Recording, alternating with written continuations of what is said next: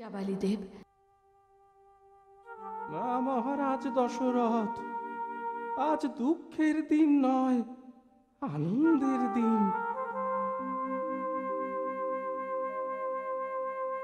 আপনি দেশ বিখ্যাত জ্যোতিষী, আপনি গণনা করে রামচন্দ্র আর লক্ষণের সংবাদ বলুন। আমি গণনা করেছি দেবী, আমি বলছি রামচন্দ্র আর লক্ষণ সব বিপদ থেকে মুক্ত। ত্রিভুবনে কোনো শক্তি নেই যে রামকে বা লক্ষণকে আঘাত করতে পারে। ব্রহ্মতেজ তাদের সর্বদা ঘিরে রেখেছে। আপনার গণনা সত্য জাবালি দেব। ব্রহ্মর্ষি বিশ্বামিত্রের ব্রহ্মতেজ তাদের সর্বদা রক্ষা করে চলেছে। বশিষ্ঠ দেব, আনন্দ করুন রাজা, আনন্দ করুন। আপনি যেমন আপনার পরাক্রমে অসুরদের সঙ্গে যুদ্ধ করে স্বর্গভূমিকে বিপদমুক্ত করেছিলেন, তেমনি আপনার দুই পুত্র রামচন্দ্র আর লক্ষণ রাক্ষসদের আক্রমণ থেকে ঋষিদের তপবনকে মুক্ত করেছে।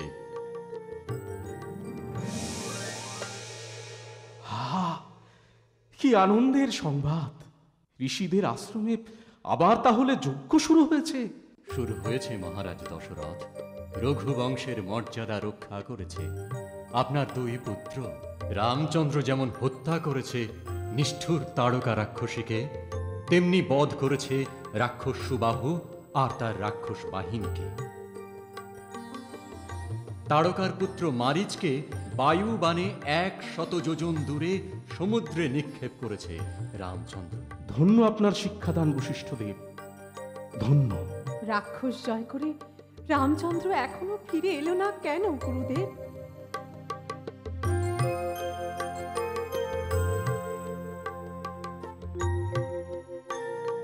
মিথিলার রাজকন্যা সীতার স্বয়ম্বর সভায় উপস্থিত হয়ে রামচন্দ্রকে তিনি সর্বশ্রেষ্ঠ বীর বলে প্রমাণ করবেন। সীতার স্বয়ম্বর সভায় রামকে নিয়ে যাচ্ছেন? অদ্ভুত এই ঋষি বিশ্বামিত্র। হ্যাঁ দেবী কইকেয়ী, তিনি বজ্রের মতো কঠোর, আবার ফুলের চেয়েও নরম তার মন। তাই ঋষি গৌতমের আশ্রমে শ্রী রামচন্দ্রকে নিয়ে গিয়ে তার পায়ের ছোঁয়ায় তিনি অহল্যাকে শাপ মুক্ত করেছেন। ঋষি গৌতমের স্ত্রী অহল্যা পাথর রূপ থেকে মুক্তি পেয়েছে রামচন্দ্রের পায়ের ছোঁয়ায়? হ্যাঁ রাজা, আমি ধন্য, আমি ধন্য ঋষি। এবার বলুন বশিষ্ঠ দেব, কি আমার কর্তব্য? মহারাজ দশরথ, মিথিলার নিমন্ত্রণ ইতিমধ্যে আপনি পেয়েছেন। তাই রামচন্দ্র শ্রেষ্ঠ বীর বলে যেদিন নিজেকে প্রমাণ করে জনক কন্যা সীতাকে বিবাহ করবেন, সেদিন আপনাকে উপস্থিত থাকতেই হবে মহারাজ। আমার স্থির বিশ্বাস জনক কন্যা সীতা অযোধ্যার রাজলক্ষ্মী হয়ে অযোধ্যাকে পূর্ণ করে তুলবেন। আপনি আত্মীয় পরিজন নিয়ে মিথিলা যাত্রার জন্য প্রস্তুত হন মহারাজ। অযোধ্যায় উৎসব শুরু হোক।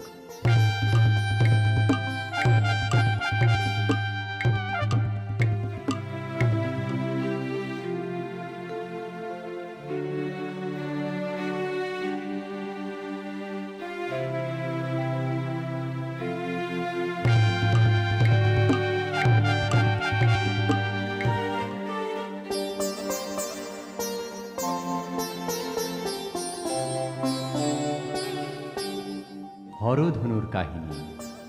হ্যাঁ, যা বলছিলাম তোমাদের, স্বয়ং লক্ষ্মী সীতা নামে এসেছেন জনকের ঘরে। সীতার কারণেই আজ মিথিলা ধনধান্যে পূর্ণ। কিন্তু ঋষি, রাজর্ষি জনকের ঘরে হরধনু এলো কি করে? কেন এমন শপথ করলেন রাজা জনক? যিনি সেই হরধনুকে আয়ত্ত করবেন, তাঁরই হাতে তিনি সম্প্রদান করবেন রাজকন্যা সীতাকে। বেশ, মন দিয়ে শোনো। ভূমিলক্ষ্মীর পূজায় মাটি কর্ষণ করতে করতে লাঙলের ফলায় সীতাকে পেলেন রাজর্ষি জনক। লাঙলের ফলাকে বলা হয় সীতা, তাই কন্যার নামকরণ করলেন সীতা। কিন্তু অচিরেই জানলেন তিনি লক্ষ্মী এসেছেন তার ঘরে। কিভাবে রক্ষা করবেন লক্ষ্মীকে? কার হাতে সমর্পণ করবেন এই কন্যা? জনকের চিন্তার ছায়া ঘনালো স্বর্গেও। পিতামহ ব্রহ্মা এলেন কৈলাসে মহাদেবের কাছে।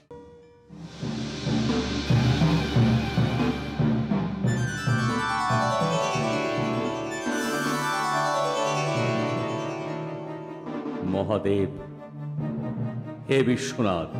পিতামহ, আপনি কৈলাসে? ব্রহ্মলোকে কি কোনো সমস্যার জন্ম হয়েছে? না বিশ্বনাথ, আজ ত্রিভুবনের বড় সমস্যা। লক্ষ্মী সীতা নামে আবির্ভূত হয়েছেন মিথিলা রাজ্যে রাজর্ষি জনকের ঘরে। কুশধ্বজ কন্যা বেদবতী রূপে লক্ষ্মীর শ্রীহরির সাধনা করছিলেন লঙ্কার রাজা। জানি, লঙ্কারাজ রাবণ বেদবতী রূপা লক্ষ্মীকে অপমান করেছিল বলে নিজেকে দগ্ধ করে ধরণী মাতার কোলে ঠাঁই নিয়েছিল। অভিশাপ দিয়েছিল তারই জন্যে ধ্বংস হবে রাবণ। সেই লক্ষ্মী আজ সীতা রূপে জনকের ঘরে। কিভাবে তাকে রক্ষা করবেন জনক? কন্যা বড় হলে তার হাতে সমর্পণ করবেন।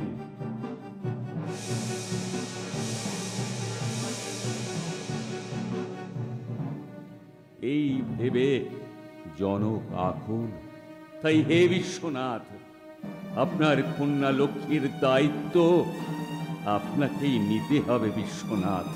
বেশ, আমি দায়িত্ব নিলাম পিতামহ। আমি নিশ্চিন্ত হলাম মহাদেব। আমি ফিরে চললাম ব্রহ্মলোকে। প্রণাম, প্রণাম দেবাদিদেব, প্রণাম।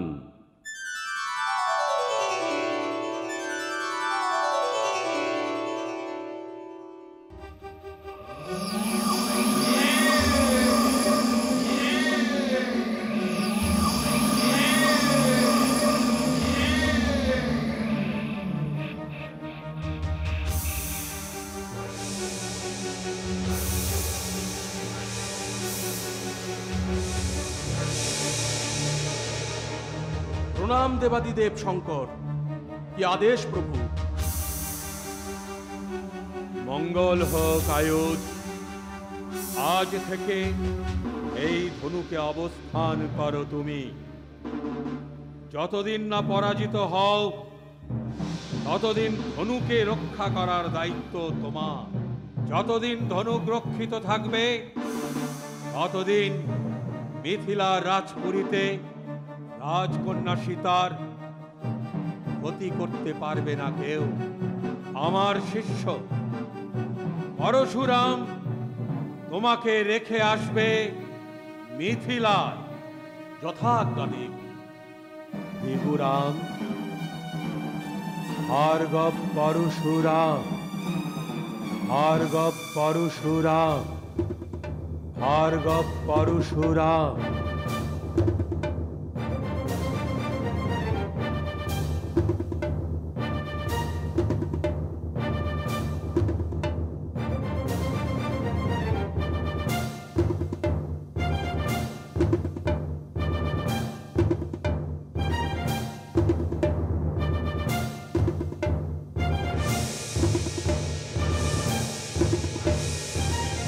হে দেবাদিদেব মহাদেব,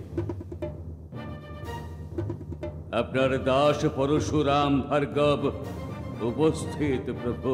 কল্যাণ হোক ভৃগুরাম পরশুরাম। তোমার ভক্তির পরীক্ষা নিতে তোমাকে ডাক দিয়েছি কৈলাসে। আমি আপনার আদেশ পালনের জন্য প্রস্তুত প্রভু। বেশ, ওই আমার ধনুক, যার গভীরে বাস করছে শিব শক্তি। ওই ধনুক তুমি তুলে নাও ভৃগুরাম। তারপর প্রভু? ওই হরধনু নিয়ে তুমি মিথিলায় রাজা জনকের রাজপ্রাসাদে যাও। তাকে বলো মহাদেব পাঠিয়েছেন তার ধনুক জনক কন্যা সীতাকে রক্ষা করবে। এই ধনুক ত্রিভুবনে যে বীর এই ধনুক তুলে ধরে তা ভেঙে দিতে পারবে, তারই হাতে সীতাকে যেন সমর্পণ করেন তিনি। প্রভু, কিন্তু কে পারবে ভেঙে দিতে এই ধনুক? ত্রিভুবনে একজনই মাত্র হরধনু ভঙ্গ করতে পারবে ভৃগুরাম, আর কারো সাধ্য হবে না।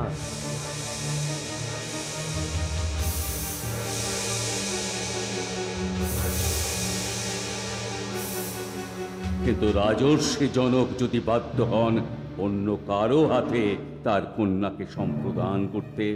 তুমি তেজস্বী ঋষি, 21 বার পৃথিবীকে ক্ষত্রিয়হীন করেছ তুমি। তোমার গচ্ছিত ধনুকের মর্যাদা রক্ষা করতে রাজা জনক বাধ্য হবে পরশুরাম। বেশ, আমায় মিথিলা যাত্রার অনুমতি দিন প্রভু।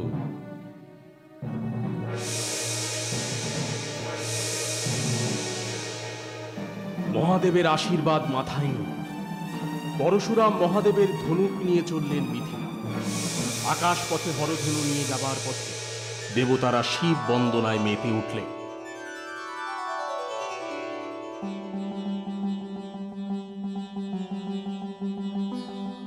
আকাশের বুকে হরধনুর সৌন্দর্য ইন্দ্রধনুকে হার মানালো। অবশেষে পরশুরাম এসে পৌঁছলেন মিথিলার রাজপ্রাসাদে জনকের সামনে।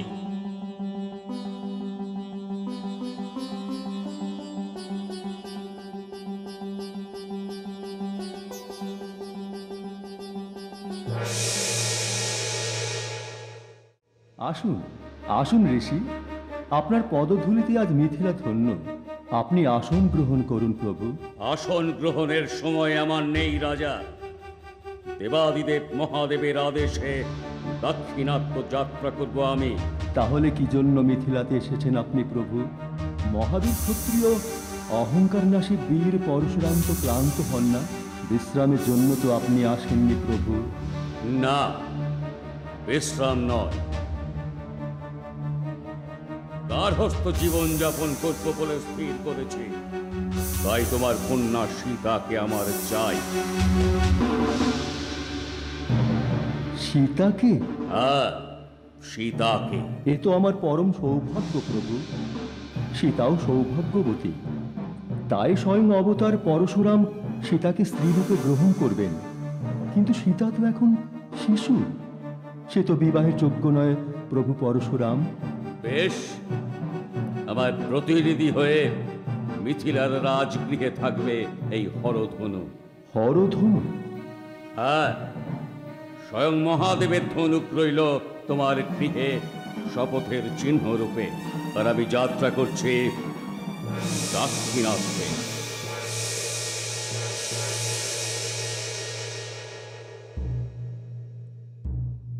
আপনি কবে ফিরে আসবেন প্রভু? জানি না রাজা। যদি আবার ফিরে আসতে বিলম্ব হয় তাহলে ওই ধনুক তুলে যে গুণ দিতে পারবে, ভঙ্গ করবে ধনুক, তার হাতে সীতাকে তুলে দিও। যদি তেমন বীরের সন্ধান না পাও তবে অপেক্ষা করো আমার জন্যে। বেশ, আপনার আদেশ শিরোধার্য প্রভু। আমি শপথ করছি কন্যা সীতাকে আমি রক্ষা করব। তার বিবাহকাল উপস্থিত হলে যে বীর ওই ধনুকে গুণ পরিয়ে ধনুক ভঙ্গ করবে তারই হাতে কন্যাকে তুলে দেব আপনার ফিরে আসার জন্যে। ভার্গব পরশুরাম যাত্রা করলেন দাক্ষিণাত্যের দিকে। দিন যায়, মাস যায়, বছরের পর বছর চলে যায়। সীতা এখন বড় হয়েছে, তাই রাজর্ষি জনক তার শপথ পূরণের যজ্ঞ শুরু করেছেন। কন্যার স্বয়ংবরের বার্তা পাঠিয়েছেন দেশে দেশে।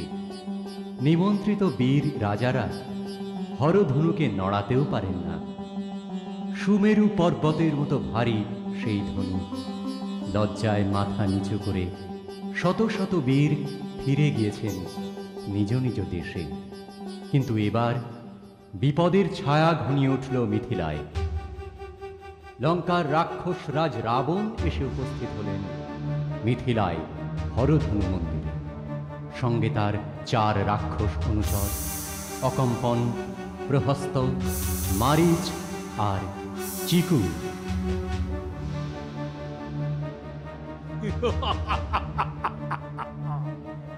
মহারাজ জনক, মহারাজ জনক, লঙ্কেশ্বর রাবণ আজ আপনার আমন্ত্রণে উপস্থিত। কোথায় কোথায় মহারাজ জনক? স্বাগত, স্বাগত লঙ্কেশ্বর রাবণ। আসুন আসুন প্রভু, রাজর্ষি জনক এক্ষুনি এসে আপনাকে স্বাগত জানাবেন। আপনারা আসন গ্রহণ করুন প্রভু। এখনই রাজা জনককে সংবাদ দাও, তার কন্যা সীতাকে নিয়ে এখনই যেন তিনি উপস্থিত হন। আজই লঙ্কেশ্বর গ্রহণ করবেন তার কন্যাকে। এ তো পরম আনন্দের ঘোষণা প্রভু। আপনি আসন গ্রহণ করুন। জানি জানি লঙ্কেশ্বর রাবণ বীর, কিন্তু রাক্ষসের হাতে আমি সীতাকে তুলে দিতে পারবো না মন্ত্রী।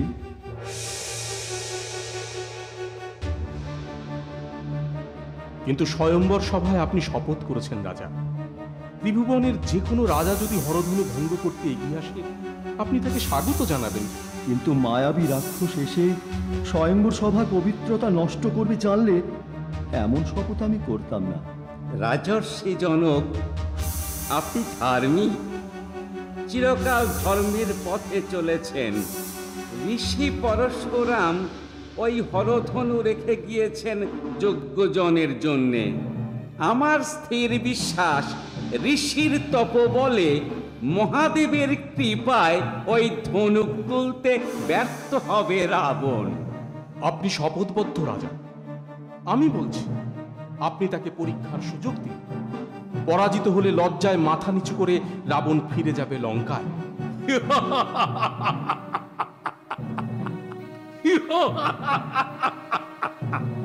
বেশ, হে দেবাদিদেব শঙ্কর, আপনার ধনুকের মর্যাদা আপনিই রক্ষা করুন।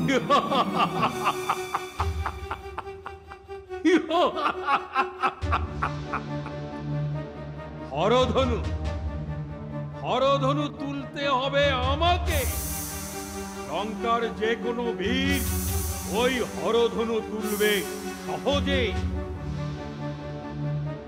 মায়া শক্তিতে অদ্বিতীয় আমরা।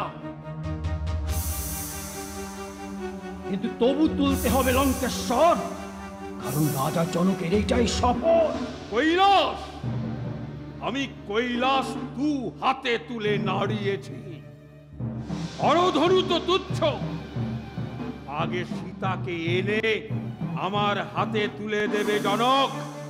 তারপর যাবার সময় পা হাতে ধনুকখানা ভেঙে দিয়ে যাব। সীতাও দেখবে তার স্বামীর বীরত্ব।